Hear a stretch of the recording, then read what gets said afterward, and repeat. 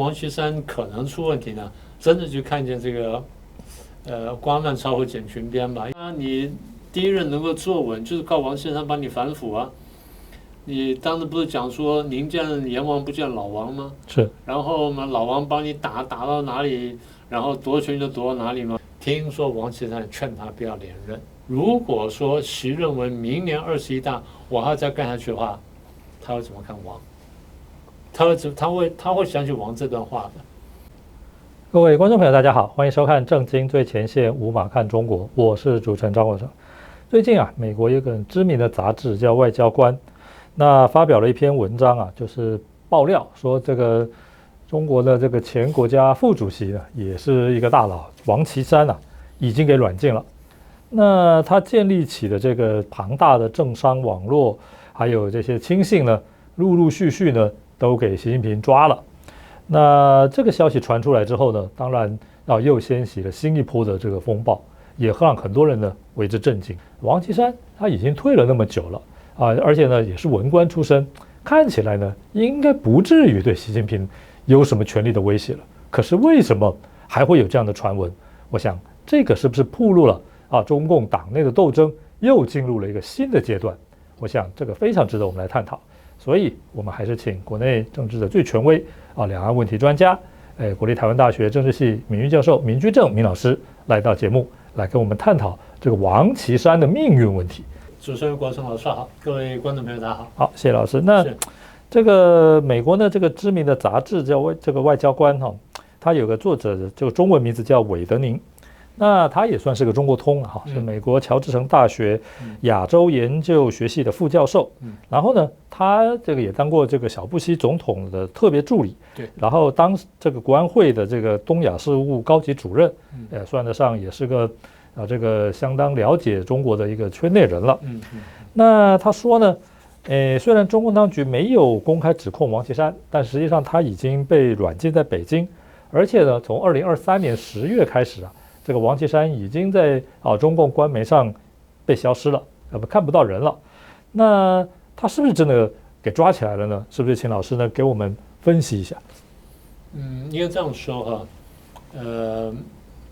这个消息没有最后核实，是，但是以最近这几年前后方的事情来说呢，我们不能排除这种可能性。当然，你说他现在被软禁一样了，我们还不知道这个还没有确定他真的被软禁，但是中共这些高官现在被你说没有被软禁了，但是被盯得非常紧是，当然是毫无疑问的了。因为这个大概我们看这几年，尤其是差不多5、6年来呢，这情况特别严重，这2年可能还特别严重。你一定觉得李克强发生什么事吗？是，对不对？所以如果连总理都可以出事情的话，那别人出事情其实也并不奇怪了。当然大家说那是意外，可是如果你要真的去问大陆老百姓，你说多少人会觉得是意外？我觉得恐怕这数字会让人震惊。我刚刚说虽然没有核实，但是我不会觉得太意外。应该这样说吧，我们节目上也谈过多次了，因为这几年来，尤其这1、2年来，那个大陆官场的大清洗呢，不管文官武官呢都非常厉害。武官我们讲过嘛，你军委中央军委7个人，现在剩下5个，整掉5个，现在剩下2个。现在补了完之后，这个武宗权威他们会不会上来，你还不知道。他说他最亲信的一个左膀右臂，一个何卫东和苗华，2个都下去了。然后前面花了好大力气说把这个李尚福弄过来了，李尚福也垮掉了。刘振立说什么专家嘛也垮掉了。就连从小一起长大的这个张又侠嘛也都贪腐被抓了。所以那种不讲说中央军委的这个犯罪率最高吗？是7个里面有5个超过70%，远远超过一般老百姓犯罪率。那当然你说他事出有因，不过恐怕也不完全是这样，这还是武官的部分。文官我们前几个礼拜才有讲到嘛，你别的不要说，光是人大常委会被除名的这些文官呢，那很多也很惊人啊，比如马兴瑞新疆的书记啦，陈希原来的中组部长啦，然后郭永航这个马兴瑞原来的那个大秘啦，什么费高云啦、胡恒华啦、李云泽啦，金融管理局局长啦，北京市的什么市长或重庆市长什么之类的，这些都很吓人啊。那另外军方，你说3个上将、3个中将，像什么许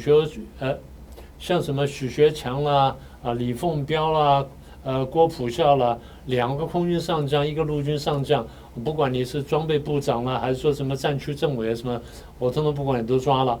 然后再加3个中将，什么王抗平啦、张明华啦、尹红星，我管你什么联勤保障部队司令啊、网络空间部队司令什么，你们全给垮掉了。所以在这情况下，你说谁能够安全呢？除了他自己一个人之外，恐怕没有人是安全的。你别的不要说，你光看刚刚讲的人大常委会除名，光看这些军官将官除名啊，人大常委会里面将官，我们上次讲过，好像这几年人大常委会将官除名是42个人，是上将19个，中将17个，上将6个。所以他被人家叫做上将斩的，也不是没有原因的。那讲了半天，所以我说，在这种脉络下面，你说王岐山会出事，当然你说蛮震惊的，但你说很惊讶，恐怕也不会吧？是，我想刚才老师给我们提到这个最近这几年呢，可以说是中共高层啊，不管文人还是军人，这个可以说那个垮台呢，这个是被抓的，可以说是司空见惯的，这个是一个。这个常态了。现在大家在问的不是谁升上去了，而是说谁还没有被抓。这实在是一个这个问法比较准确，非常让人这个觉得无可奈何的。说黑色幽默也好，还是其他什么说法也好，在中国大陆呢，跟其他民主国家是不一样的。就是现在谁垮了，跟过他的人，他用过的人呢，往往是这个中国古代讲瓜蔓超啊，全部垮了。所以现在看起来呢，这个有人说，现在习近平呢，不只是整人了，还要剪裙边，还要瓜蔓超。那老师可以跟我们说，那这个到底还会牵动到哪些层面的人也一起会跟着倒霉呢？你刚刚说的很有趣，你说瓜蔓超，瓜蔓超是东厂西厂说的话，是，对不对？现在叫剪裙边，其实现在你说瓜蔓超，大家一样可以听得懂。那个。我们刚刚之所以说王岐山可能出问题呢，真的就看见这个瓜蔓超或剪裙边吧，因为现在是2026嘛哈，其实从2024开始我们就陆续看到，2024第一个我们看到的呢，当时真的我们还没联想到，叫做田惠宇，他是招商银行的党委书记跟行长，这已经很大了，再上去一点点就可以是金融管理局或者什么。更高的这个位置了，他跟王岐山什么关系呢？30年前是1994年，王岐山担任过的建设银行行长、党组书记，田惠宇是他的秘书。那田惠宇当然话也参加了什么中国金融公司啊什么等等的这些建设之类的，所以算是第一个。那坦白说，这个消息出来，我当时觉得是个案，没有。真的没有太多联想。那然后再来是，譬如说，2022年的那个，那这个更早一点点。2022年的董宏，中央巡视组的这副组长，然后他王岐山担任那个国务院那个经济体制改革办公室的时候呢，董宏呢给他当秘书，而且这一当就当了6年，所以算是比较久的。所以董宏是第一个。那刚刚讲说那个田惠宇是第2个。再来是周亮，周亮是今年早些上半年出事的，现在7月了，大概差不多3-4个月前，3月底的时候，金融监督管理局的这个党委书记、副局长叫周亮，说违纪违法，被中纪委跟国监委这个调查。周亮从97年就开始担任王岐山的秘书，然后跟王岐山跟到广东省政府，跟到体改办。跟到海南省委、北京市政府、中纪委等等，他前后后中间可能有点断过，我不太记得了。但前后他跟这个王岐山工作呢，大概15-20年跑不掉，所以他跟王岐山的资历呢，跟时间呢，比谁都久。那等到王岐山干了那个常委、政治局常委，干接中纪委的时候，周亮干中纪委的副秘书长，是也很大了，那很大了，那等于是，就是我把我的人一路带到这里来，我就相信你嘛，然后你能干嘛，你也熟悉我的作风，你能配合我，所以一路跟到这里，最后干到什么？干到这个中纪委的组织部部长，这还得了？那就中纪委的人事，就这人事大权就在他手上。那你说这个人被抓，那时候那这个是已经蛮清楚的。那到上个月嘛，现在7月，上个月这个6月初的时候，李小红被抓，王岐山前面的私人秘书，那这个就非比寻常了。所以李小红啊，他从北京的时候开始，王岐山不是干北京市长吗？李小红那时候去干北京市政府的秘书长，那就是他大秘了，是就等于是市政府的市政府秘书长还是这样的，他们就他应该叫书记或叫秘书长，所以到这4大核心秘书都抓下来了，那你说不是剪裙边都很难说得过去。是，当然最近消息，萧培就是中纪委的副书记，就直接是王岐山的副手，那也就是6月初的时候呢，就出问题。当然这个最后可能还有在那个靴子落地，不过现在看起来恐怕非常不乐观。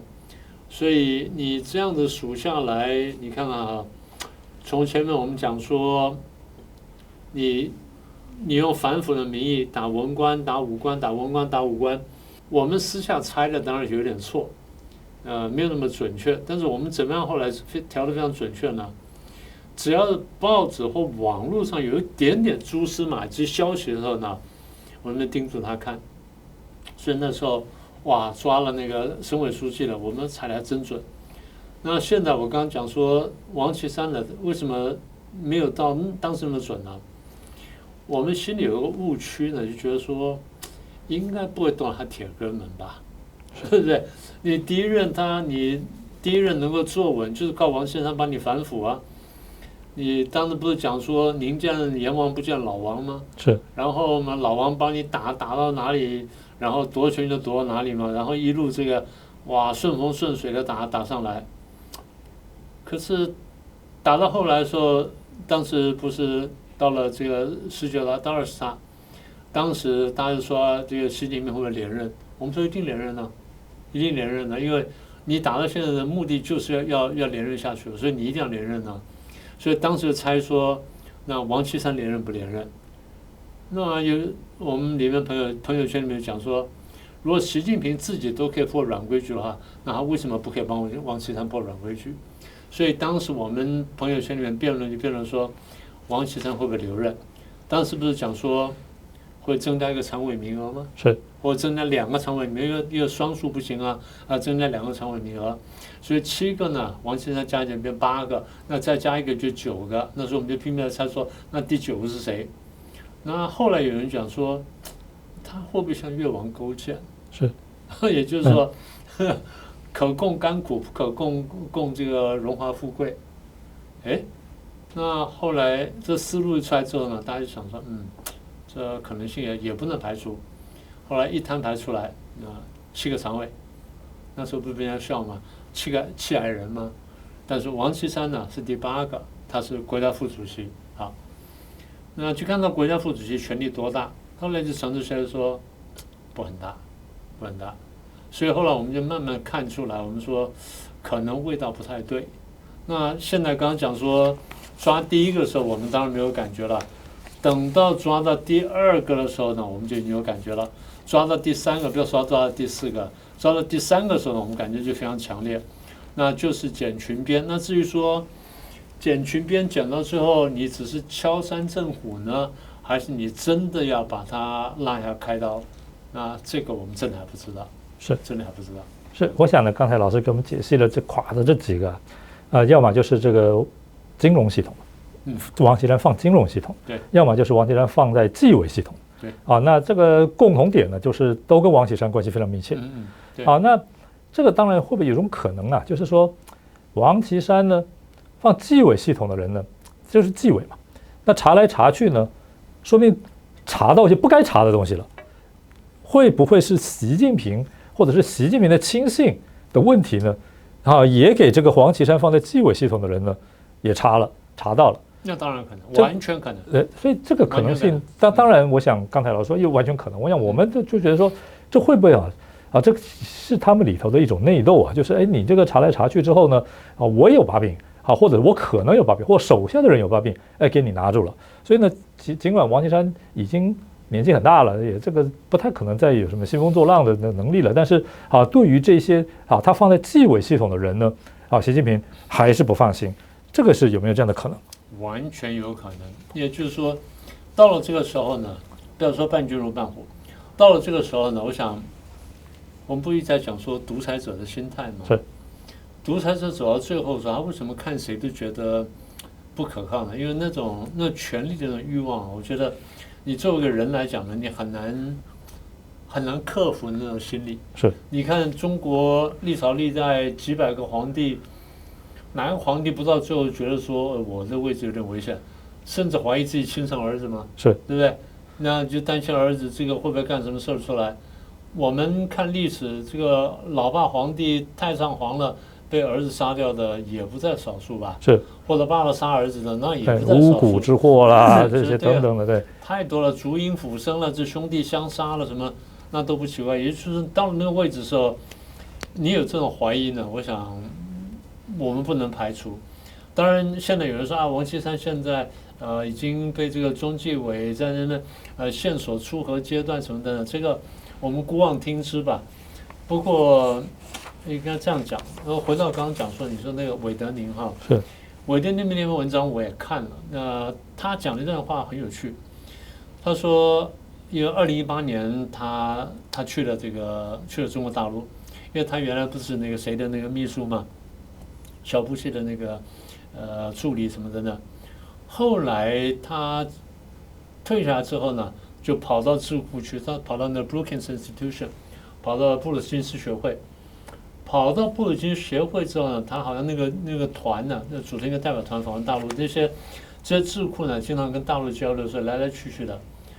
他说呢，他2018年去的时候，他之前当然就去过。2018年去的时候啊，见到王岐山，在中南见到王岐山。王岐山过去，你看他都穿那个西服嘛，除了我看看13到15、16一段时间，你记住他穿军装，是，对不对？那时候习近平穿军装，然后那个大夏天都穿长袖，然后那个绿军装呢拉到这里，一副骨彩，是，所以我们说里面是防弹衣。那王岐山那段时间呢，也被人家追杀过好多次，反正就是闹过很多事情出来，就反正都幸运躲过了。他说他那时候都穿西装，除了那段时间短期穿的军装之外，但是这个韦德宁呢，还是讲说18年呢，他去那，他发现王岐山没有穿西装，他穿的跟中国普通工人差不多。是。然后王岐山那时候做国家副主席的时候，人家问他说：“那你现在负责什么这种工作？”他很谦逊地说：“我现在就是处理一些日常业务而已。”那这个话就是跟他原来的形象差距非常大。当然，一个就是说这个人知所进退，是但另外一点就是伴君如伴虎，他大概看明白了，说这个人恐怕不是好相与的。如果我不收敛点的话，恐怕危险。那现在看起来就是收敛点都不一定你就很安全。因为刚刚不是讲说。独裁者他对自己的位置还是总是有点忐忑不安，有点不太放心的。那时候不是讲说，我们以前讲说习历体制吗？大家不要忘记，那个时候有一段时间讲是习王体制啊，是不是？我们节目都讲过习王体制，也就是习近平在上，然后旁边不是李克强啊，旁边是王岐山，有王岐山帮他打了这么多人，把打天下打下来了，所以他说习王体制。那个时候听着习近平耳里面，就算舒服的话，他可能会留下个影子。那如果后面他还听到习王体制的话，那恐怕王岐山就是如坐针毡了。那习近平可能就是非常不是滋味。更何况我们晓得中共党内有一个不太成文的规矩，就是党里面元老对于未来的这些党的领导人呢，是有点决定权，有点决定权，有发言权的。是，他虽然没有最后决定权，那不都讲吗？说这个书记老的这个总书记要退休前后1-2年呢，都跟着老人呢去请问一圈啊，你们对未来人事有什么安排啊？什么建议啊？想听听大家的意见什么？当然有人很客气说我没意见了，就看这个总书记怎么安排啊。那有人就讲说，那谁谁谁可能可以啊，谁谁可能比较差呢，可能就讲话。那时候不是说习近平就这样出来的吗？很多人不喜欢薄熙来吗？然后最后两相争夺之前，大家觉得说习近平比较老实，所以这个故事习近平不是不晓得的。那今天他想说，那如果有人跑去问一圈，问了王岐山说，习近平可能下来比较好，那你觉得习近平不会听到这话吗？更何况那时候我们真的还听说过，就是在差不多18之后吧，18他不是修宪吗？是修宪不是把那个国家主席那个第3任那个拿掉吗？当时他说他想连任，想连任到底。那时候我们已经差不多是这样认定，但我们还是给他一分空间了 ，give him the benefit of doubt， 也就是给他一个空间。听说王岐山也劝他说，王岐山跟他讲说19让他干完国家副主席，我不再干了，然后22我就要退下来了。听说王岐山劝他不要连任，听说是这样。那以他的交情来说，他有可能私下跟他讲过的话，是，对不对？那也可能是不着痕迹的讲，那也可能是很正经的劝。但不管怎么样，就是如果习那时候打定决心，就是我一定要干下去，因为我不干下去的话，我得罪这么人，我可能将来下来的时候非常危险。所以他跟王岐山思路不太一样。那今天走到这一步，如果说习认为明年21大我还要再干下去的话，他会怎么看王？他会想起王这段话的，他会怎么去判断王？这第一点。第二点就是习现在大家心里有数了，很多人对我不满，很多人不希望我21大连任。那会不会有人早去问王岐山说，你觉得21大习还应不应该连任，对不对？那习会认为王会怎么讲话？是啊，王会怎么表态？那王如果不置可否，我们那算了。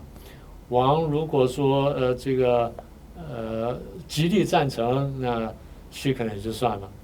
王只要有一点点犹豫，或者说，我觉得他不要再连任比较好。是，他只要有这个意思出来的话，那难保习不会听到。马云在香港那时候不是讲了说习近平不应该怎么样，这话不就传到北京去了吗？不就出了问题了吗？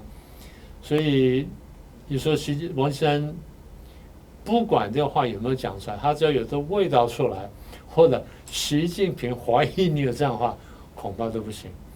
所以我们常讲伴君如伴虎，在民主国家这个没什么，一下去就下去了嘛。那最坏就是我去卖牛肉面嘛，那不可以嘛？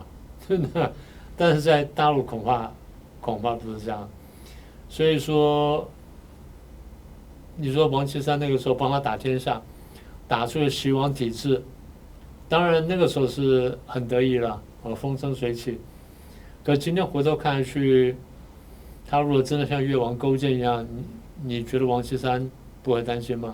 会担心。所以讲了半天，就是虽然没有这个事情没有核实，但是以这几年的发展来说，跟以习的个性来说，跟以他的处境来说，不要说个性，以他处境来说，我认为他怀疑王呢，那绝对不是不可能，完全可能。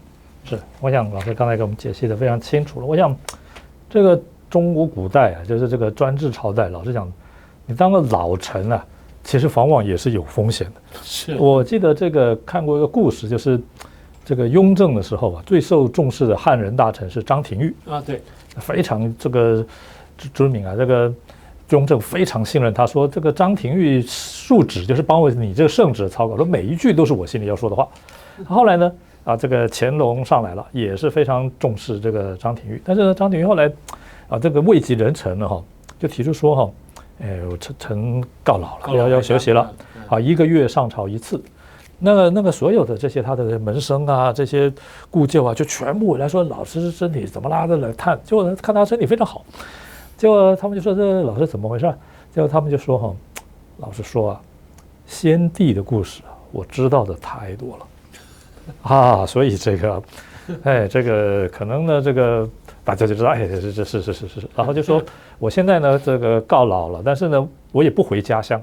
大家说，哎，怎么不回家乡呢？那老师回家乡好好休养。他说不行，我一回家乡，到时候呢，他就会觉得，哎，我回家乡之后呢，可能跟这些老朋友啊，这个闲话家常啊，可能很多这个先帝的故事也出去了，传出去了啊，所以我一定得待在这个京里。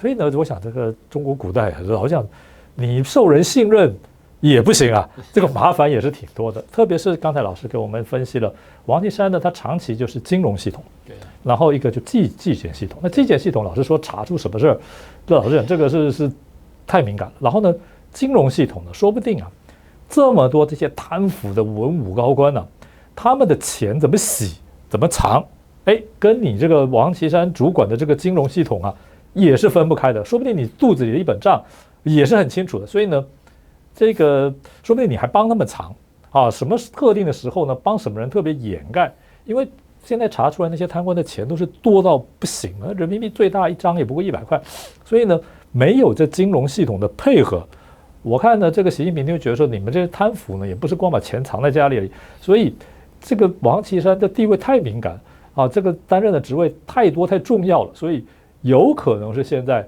啊，反而是可能让他来这个招来这个灾祸的这个来源，有没有这个可能？当然可能了。所以你回头想想啊，历史上我觉得能够全身而退的真是不太多啊。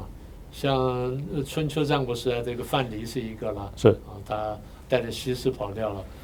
唐朝的李靖不简单啊，出将入相，是，对不对？那最后住平康府吧，是吧？对。那平康里啊，那后来呢也闭门谢客，是。闭门谢客是太危险了，太危险了，因为这个你因为他那侯君集不是谋反了就抓了嘛，是侯君集那时候要跟这个李靖学兵法，那后来李靖不教，侯君集就告说李靖想谋反，因为他不教我更高深兵法。李靖说侯君集才想谋反，因为你去打吐蕃打谁，你用不着这么高深兵法，你要这么高深兵法，你是要打汉人的，是啊，那你就是想谋反。所以侯君没话讲，就退朝的时候，侯君在门口就摔一跤，然后李靖说：“相公想反了吧？”是就讲了这话。当然，李靖走到这一步呢，就非常清楚，所以后来闭门谢客。现在的问题是，你在中共体制下面，你闭门谢客有用吗？哎，可能也没有用，对吧？可能没有用啊，可能没有用。唐朝时候你可以闭门谢客，现在你未必可以。是。所以有人说呢，这个明太祖啊，朱元璋也是拿了天下之后就杀功臣。是好，所以那个时候有人说啊，这个谁的运气最好的？常遇春，因为常遇春40岁就早死了，就过世了。所以啊，在这明史里面有记载，所以大家说，哎呀，这个虽然大家觉得说，哎呀，这是英年早逝，可惜呀。可是有人说呢，好在是40岁呢就先走了，不然的话，到时候呢绑上法场，那不是这个更难看吗？尤其是啊，这个洪武年间什么胡惟庸谋反了、蓝玉案各式各样的案子，等到你背上驱发着我送支烧鹅给你啊！是，这个都不行。那更何况现在来讲呢，这个中共政权呢又碰到一个问题，就是专制时代呢，你说皇帝当然是这个做到他拜拜了才那个吧，但现在来讲又不是君主时代，明令可以做到这个去世，但是呢又想做到去世，这个就是一个最矛盾、最麻烦的地方，很尴尬，极为尴尬。所以我说你斗到最后，你说那个张生明，你到底第不第辞呈了？很尴尬嘛，是吧？旁边全抓完就剩你一个，你还留这里吗？留也不是，不留也不是。所以我们说了半天，我们在说什么意思呢？我们讲说这个制度的问题。我们再说一次，不是说民主制度多么完美无缺，我们只是说民主制度呢有自我改善的空间，这个毕竟是比共产体制来得好的了。是，像刚才老师提到，像比如说张生明了，还是这些高阶将领，老师说，你现在继续做下去，看到跟你上来的这些人呢，之前我们看到那个中央军委晋升上将仪式，人是越来越少。我想他心里难道没有感触吗？一定有感触。可是现在如果递了辞呈，会不会这个上面又想说你是不是对我不信任了，要跳船了，要投到对方去了？辞也不是不辞也担心。所以我想。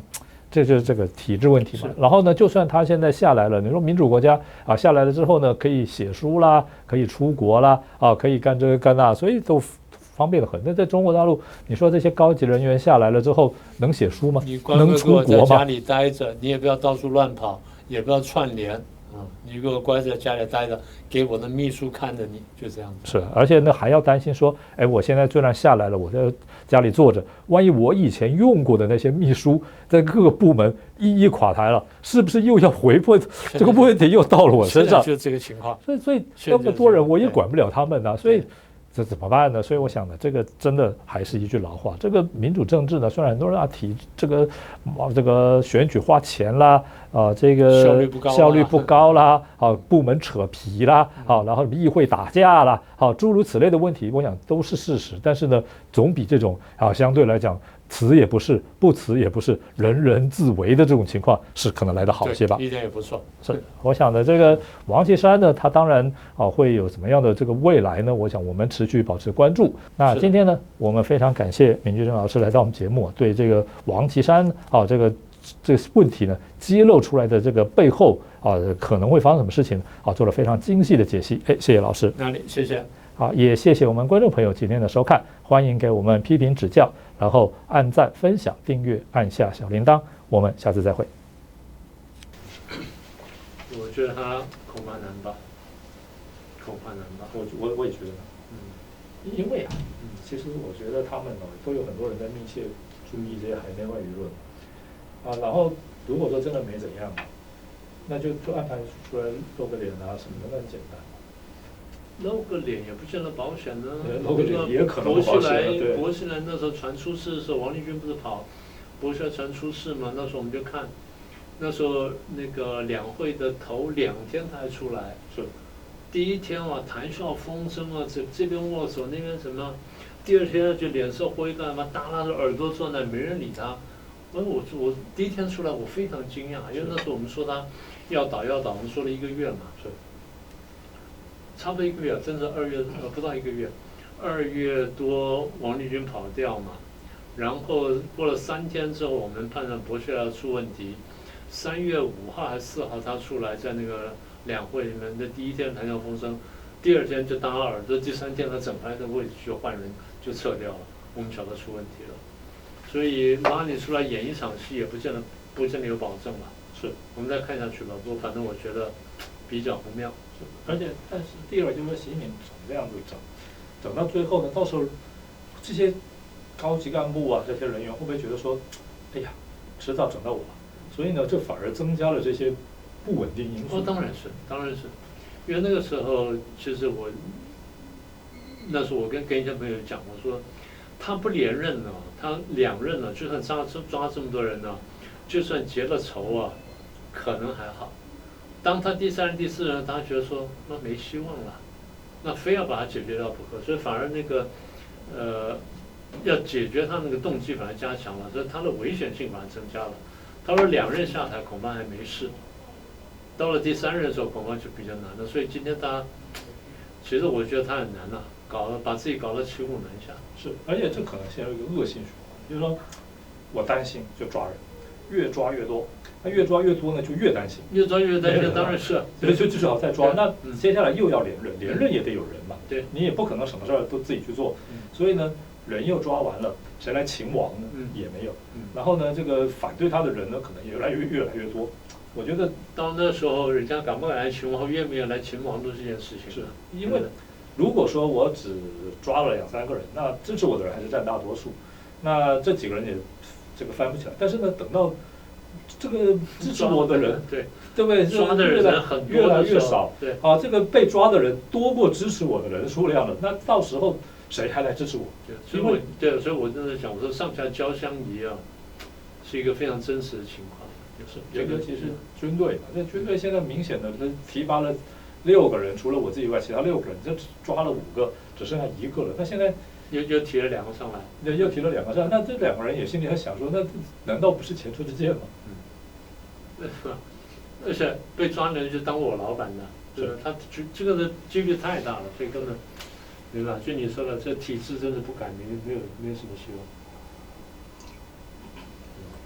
谢老师在这边学到太多。谢谢。